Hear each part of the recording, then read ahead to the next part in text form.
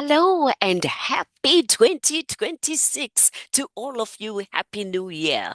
You see, last year I started doing faith encouragement for the first 10 days of the year in my language, Shona. So this year I decided, you know what, at the beginning of the year, we do get together, gather together people from all different denominations from Zimbabwe. We gather online on a program called Mavira Pamwe, which was organized and started by Reverend Mudambanuki. So she invited me to start off the program with a Shona encouragement, word of encouragement, which we called faith encouragement. So this year I decided, you know what, I will do that in Shona, but right after we finish, I will come here and record for all of you in English the faith encouragement. So you will have 10 days of faith encouragement that I will be translating from Shona, which is my language from Zimbabwe, to English, and share with you so that again you can be motivated, inspired,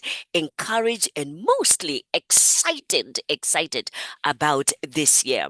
So today's encouragement, which is day one of day 10, for you to get what it is that you're supposed to get this 2026. So the theme for our Beginning Together program, which I named, they named Mavira Pamwe, Jeremiah 29, verse 11 to 13, which is my very favorite verse ever. I don't know how they chose that, but that is my verse, my go-to Bible verse. I love, and I have many of them.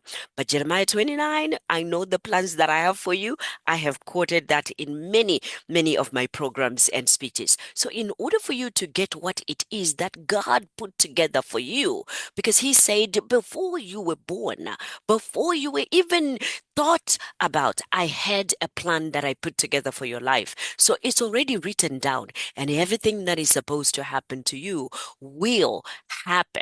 But I want you to know that I will be there with you all the way, in the good, in the bad, in the fall.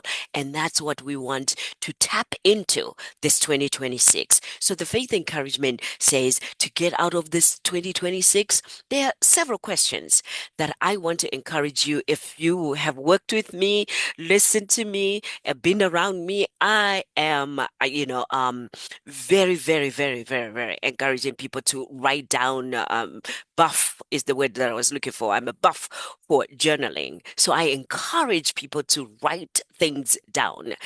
Jot it down, even if it's a vision for 2026, even if it's things that are happening, write it down. There's something that happens when you write things down. You get clearer, but you get more peaceful and in a state where you can receive, you can see, what you need to see. You also can receive what you're supposed to receive that will help you in 2026 and beyond. So I want to encourage you to grab a book, paper, and answer these questions.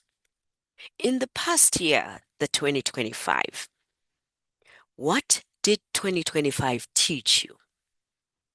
What lessons did you learn in 2025? Lessons about yourself, your relationships, your work, your business. Maybe you are a parent or a grandparent. What lessons did 2025 have for you? What drained you, or who drained you? I'll leave that alone.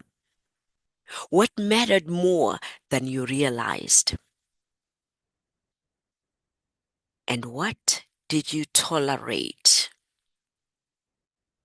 What will you stop doing that you did last year definitely was a waste of time or didn't pan out to be productive at all? What will you stop doing that didn't work, that doesn't make sense? Well, sometimes it's procrastination. Maybe that didn't work for you or it no longer worked for you. And, so what didn't work when you look back? What will you not tolerate this 2026 and beyond? What will you continue doing? Remember, I asked, what will you stop doing? What will you continue doing this 2026? And the biggest question is, what will you start doing? I hope this is helpful for you to jumpstart your 2026, and that is the faith encouragement for day one, 2026. This is yours, Dr. STEM. And as I always say, be encouraged.